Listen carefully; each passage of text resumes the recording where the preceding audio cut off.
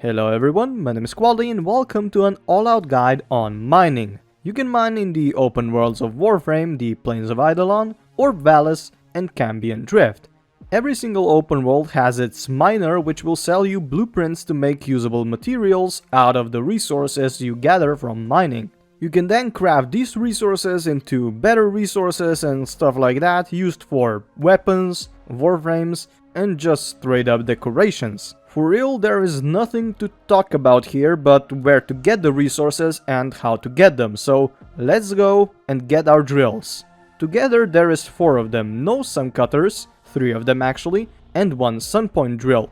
First, let's go over the sunpoint drill. You can get it from Smokefinger at Fortuna. He sells it for 2500 Solaris standing, which is quite a low amount actually, even for the newbies. Also, a very important thing to remember is that this drill will mine literally everything, from the most common resource to the rarest ones.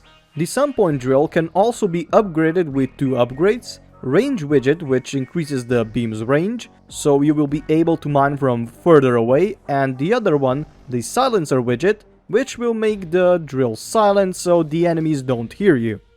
The sunpoint plasma drill is far better than the no-sum cutters, which you can get from Old Man Sumbat from Cetus on Earth.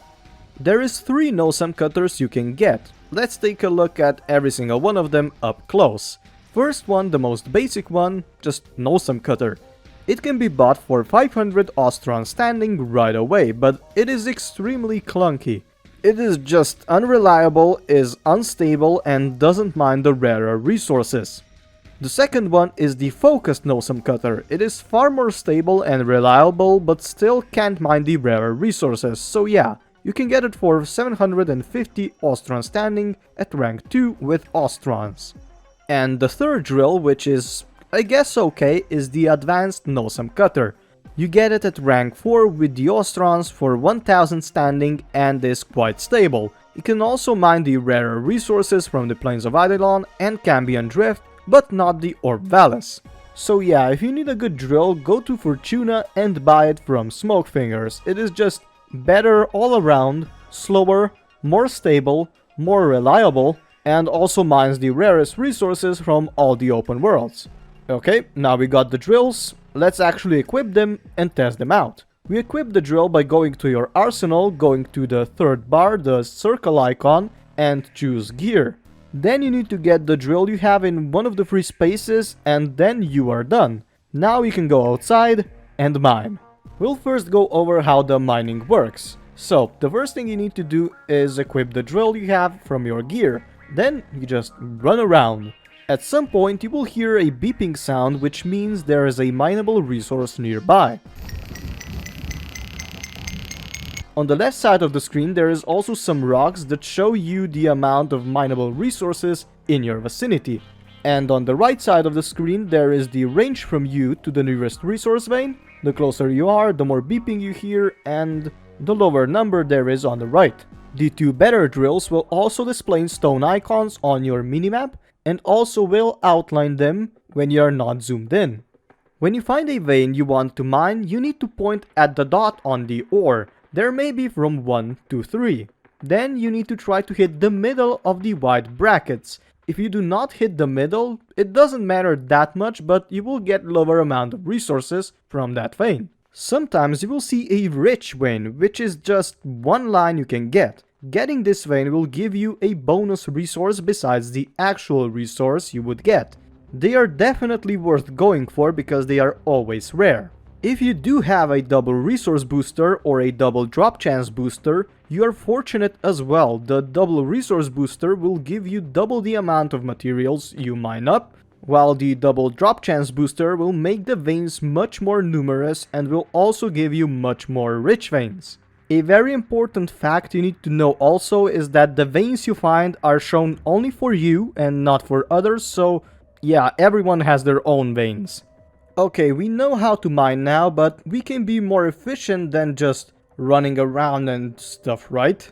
Well, yeah, of course you can. If you ask me, the best places to mine at are caves. They are scattered all around the map and finding them needs some exploration, so yeah, explore and mine. But for real, that is really all you need to know. Now let's actually mine. We are first going to take a look at the plains of Eidolon. Here are two different colored veins. One is red, the ores, and the other one is blue, the gems. Red ones consist of Copran and Pyrrole, which are very common, Ferros, which is uncommon, and Auron, which is very rare. And the blue ones include Azurite, Devar, and Viridos, which are quite common, Crimson, which is uncommon, and Centurium and Nith, which are super rare. These resources can later be refined into their alloys or usable forms in the foundry with blueprints bought from Old Man Sumbat. You can also use them to get standing with the Ostrons. Next open world on the list are the Orb Vallis. Here we can find two more kinds of veins again, red ones for ores and blue ones for gems. The common resources in red veins are Exodite and Travelride, the uncommon one is Venerol and the rare one is Hesperon. The blue ones, however, consist of Phasmin, Goblite and Noctrol as the common ones, Amarast as the uncommon ones, and for the last two, Zodion and Thist as a rare. The blueprints to refine and cut the resources are found at Smokefinger at Fortuna. Now let's continue to the next open world, Cambion Drift. Here the veins are a bit different color, the ores are yellow while the gems are still blue.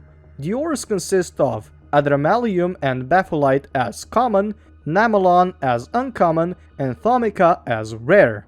The gems on the other hand are Dagonic, Tiamerite, and Hetsifron as common, Necrothene as uncommon, and the last two, Embelos and Xenochrast as the rare ones.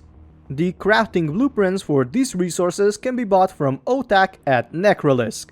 You can also buy Otak tokens from Otak with the mineable resources, so you need to remember that because you may need some in the future.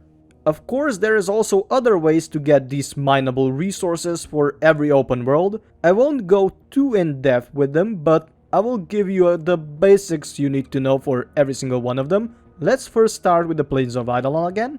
Plains of Eidolon have an enemy called the Thumper. There is 3 different varieties of them, Normal, Bull and Doma.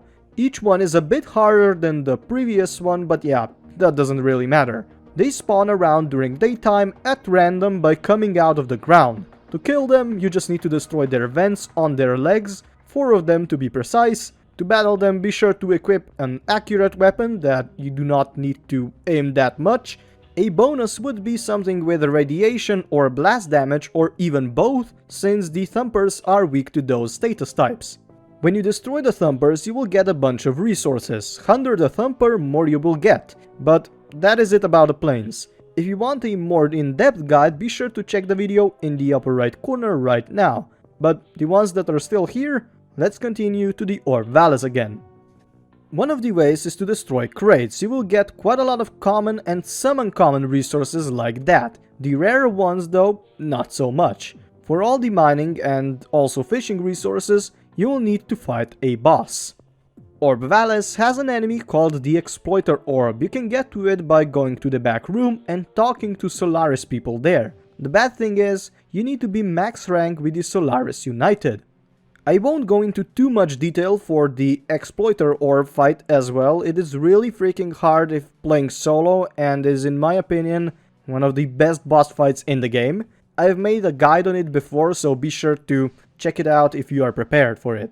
And now the last place we can get for mining resources, Cambion Drift. Your best friend for the common resources are the crates scattered all around the place. For real, you will get so many resources by just opening the crates, you will not need more for quite some time. And here at the Cambion Drift you can also do something called Requiem Towers, which are the best way to farming resources by far besides the common ones.